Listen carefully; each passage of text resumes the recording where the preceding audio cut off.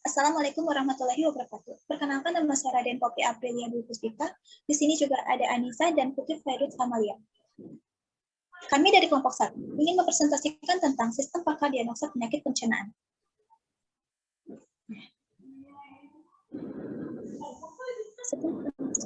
Penjelasannya di sini ada 3 poin penting. Yang pertama itu pendahuluan, pembahasan, dan penutup. Di pendahuluan ini nanti kita akan menjelaskan latar belakang mengapa kita memilih aplikasi sistem pakar diagnosa penyakit pencernaan.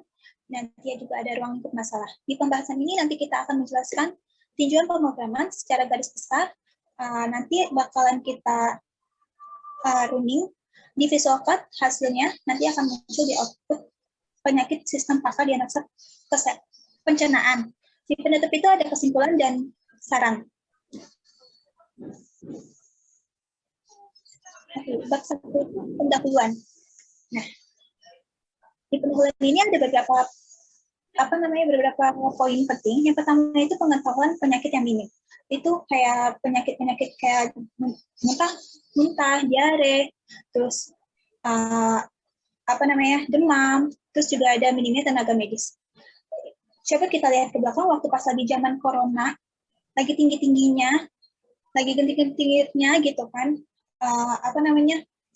kita itu sampai kekurangan tenaga medis, sedangkan pasien itu banyak banget sampai terpapar, makanya kita itu kurang banget gitu.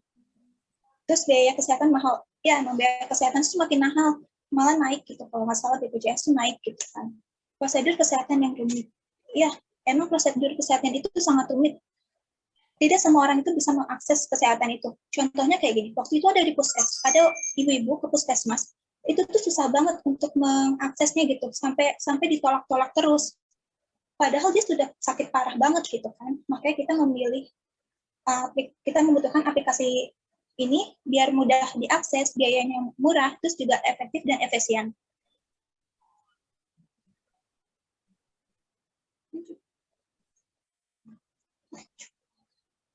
Nah, di sini juga ada ruang lingkup masalah. Diagnosa dari gejala yang ada yang pertama itu. Kita tidak perlu menginput gejala yang ada karena gejala ini sudah di input dari aplikasi sistem pakar diagnosa penyakit pencernaan ini. Yang kedua itu ada 3 jenis penyakit pencernaan dari 12 gejala. Nanti di hasil outputnya kita akan menjelaskan 3 jenis penyakit ini dari 12 gejala yang ada. Nah, yang ketiga ini tidak menghilangkan peran dokter. Aplikasi ini tidak akan menghilangkan peran dokter. Sebenarnya aplikasi ini cuma mempermudah dan bikin kayak lebih mudah aja gitu, biar gampang mengaksesnya kesehatannya. Peran dokter tidak akan dihilangkan. Yang keempat itu menggunakan bahasa pemrograman Python. Emang sistem aplikasi ini menggunakan bahasa pemrograman Python biar lebih mudah, terus juga lebih efektif dan efisien. Selanjutnya ke Anissa. Baik, untuk selanjutnya saya akan membahas mengenai tinjauan program.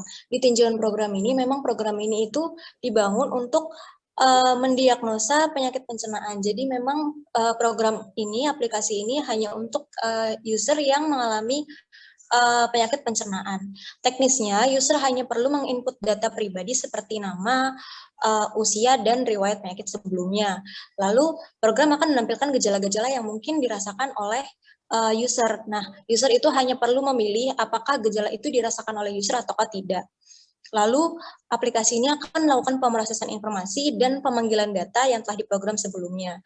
Jadi, nanti hasil output yang keluar adalah hasil dari jenis penyakit yang mungkin diderita oleh user atau jenis pola hidup dan saran obat yang akan dikonsumsi oleh user. Next. Untuk flowchart-nya sendiri, ini kita bisa perhatikan di sini ketika aplikasi dimulai, langsung diarahkan ke menu user. Menu user ini tuh berisi yang tadi saya sudah sebutkan sebelumnya, nama, usia, dan riwayat penyakit yang ada kalau misalnya user memang mempunyai riwayat penyakit sebelumnya.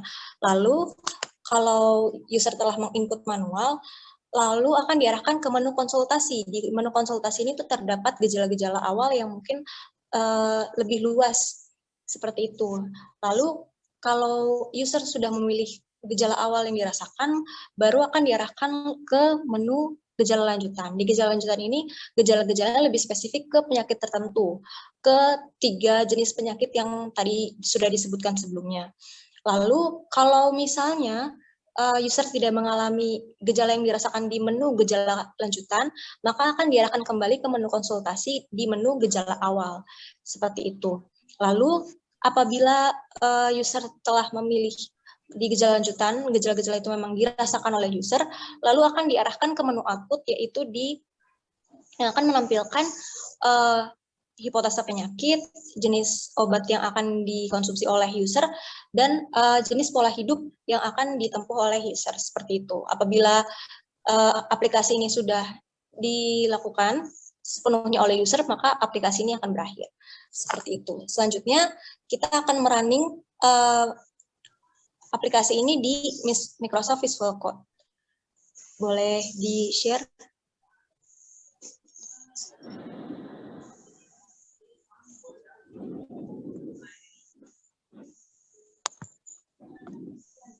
Nah, untuk di Microsoft Visual Code-nya seperti ini, maka kita akan merunning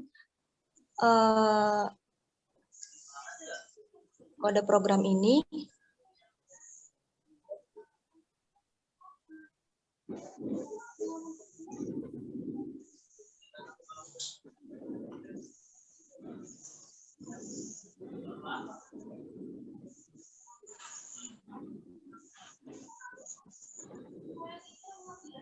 Ya, untuk di sini masukkan nama Anda, misalnya Tesalonika. Ya, Putri boleh. Putri aja. Putri. Lalu menampilkan usia 22 tahun. Ya, Y. Mempunyai riwayat penyakit lain, Y. Misalnya demam berdarah, riwayat penyakit yang memang dirasakan sebelumnya. Nah, di sini akan menunjukkan gejala awal yang dirasakan. Misalnya nomor 1, yaitu anoreksia, tidak ada nafsu makan, dan keinginan untuk kurus. Nah, misalkan ini sudah diarahkan ke menu gejala lanjutan. Ada diare, nyeri ketika perut ditekan, dan demam. Di sini misalnya saya pilih tidak.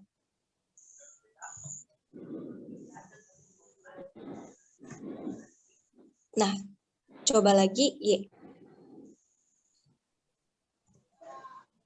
Nah, ini akan diarahkan kembali ke menu gejala awal tadi yang ada anoreksia, nyeri epigastrium, dan kembung. Misalnya saya pilih nomor 2.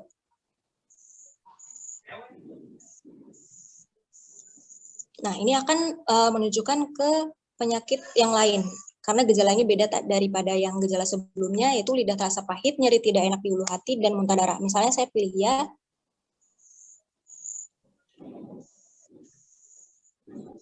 Nah, ini akan menunjukkan jenis nama penyakit, pola hidup yang disarankan, dan jenis obat yang akan dikonsumsi, yaitu gastritis, pola makannya harus diubah, makan sedikit tapi sering, dan jenis obatnya yang tertera di layar.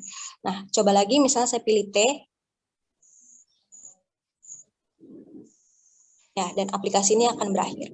Dan akan memunculkan, terima kasih telah memakai aplikasi sistem pakar. Seperti itu. Kita lanjut ke PowerPoint selanjutnya.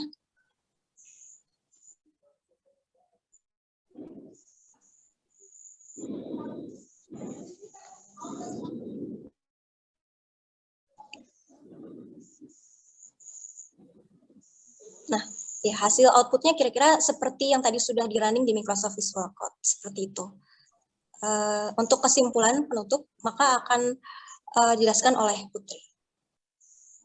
Baik, di sini kita masuk di bagian penutup, di mana berdasarkan permasalahan yang dibangun pada sistem pakar, diagnosa sistem pakar penyakit pencernaan, maka di sini kami menyoroti 2 poin. Poin pertama di sini adalah 3 jenis penyakit beserta 12 jumlah gejala masalah.